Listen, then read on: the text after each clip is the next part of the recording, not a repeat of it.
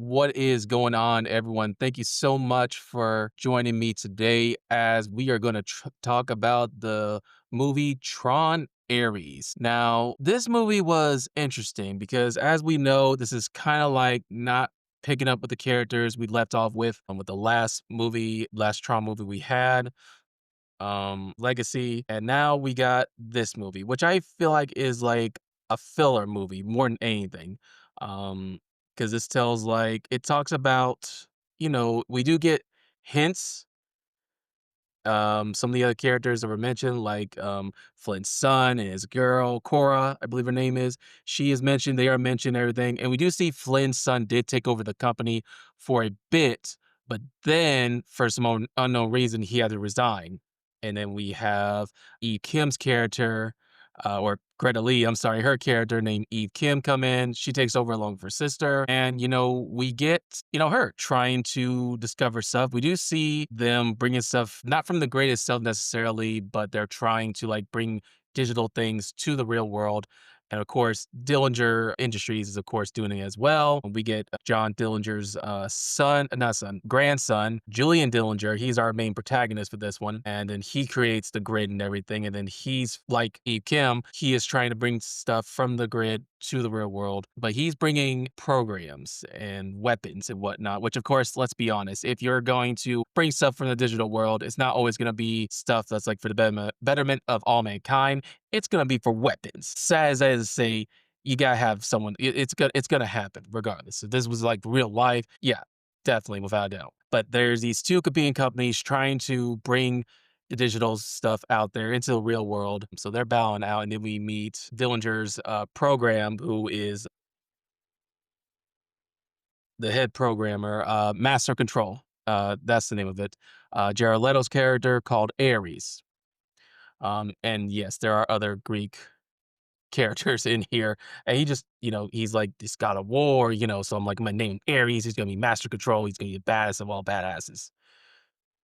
And so we get that, and we hit these two. Ares um, is a little bit different because I would never expect a program that was made by Dillinger to start.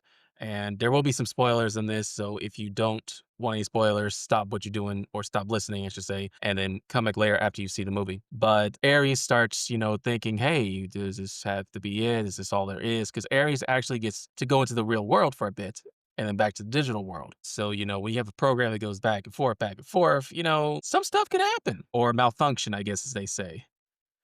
But anyway, overall, this movie's like I say, it's a filler. It talks a little bit about the characters from the previous movies. It kind of leads into where we might be seeing them again in the future. But overall, it's an okay movie. I think it would have done better if it was streaming on Disney Plus. I feel like Disney also could have been like, you know what? Let's show it in all theme parks. If you already have a theme park ticket, guess what? We're gonna have this thing playing somewhere in all the Disney parks or certain Disney parks only. And of course on Disney Plus as well. And then maybe, in the Disney Springs area, they could have it showing at the theater temporarily. But I don't think it needed like a worldwide release. I don't think going to all the theaters, I don't think this movie was really good enough to do that. Cause I mean, honestly, I'll give you this. I give it a 6 out of 10. And I do that 6 out of 10 because the aesthetics were pleasing, the everything, the grid, the costumes, the music, of course, at least there's one thing they did do right. They got the music, for this. Because you gotta have a Tron movie. When Legacy came out and, Daft Punk was in it, I'm like, if you do anything, you gotta keep up with the music. And they did it with this one, definitely. Found out music's banging, visuals and whatnot, of course, that is also good. I loved it. And you know what? I don't hate the cast necessarily. Jared Leto, I just never really saw him for this. Like, I'm wondering who else could we have possibly gotten? But I mean, overall, it was okay. I mean, I blame the script a lot because the script I just think wasn't written that well. But at least we got programs in the world and doing stuff, which is something I know we all always thought one day we would get.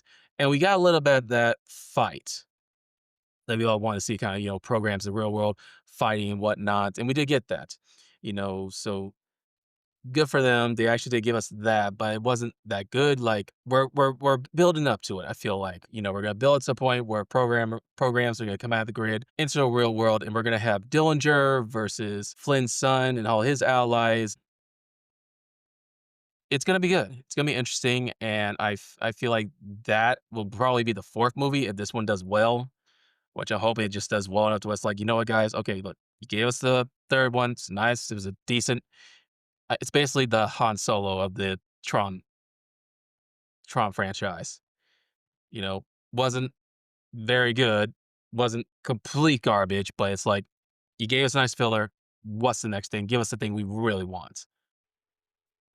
But overall cast was good. Getting to see Jeff Bridges' character back again as Kevin Flynn, or as the program Kevin Flynn, that was interesting, especially seeing the callbacks from the original Tron movie in the game as well. That is just nice to see, and it really they do at least hold on to the fact that it started with that first one. This is where we're at, and hopefully down the road get to the future where we get to see more stuff. I'm really hoping so. And like I said, overall, this is like a filler movie. Um, just wish they could have been a little bit better than it was.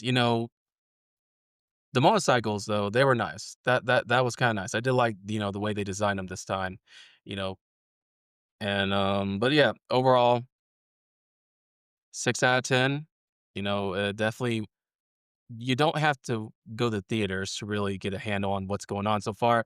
I honestly would just wait until if you have Disney Plus, wait for it to stream on Disney Plus. This isn't something you need to necessarily go out to see right away in theaters. Trust me on this. You will enjoy it probably better at home.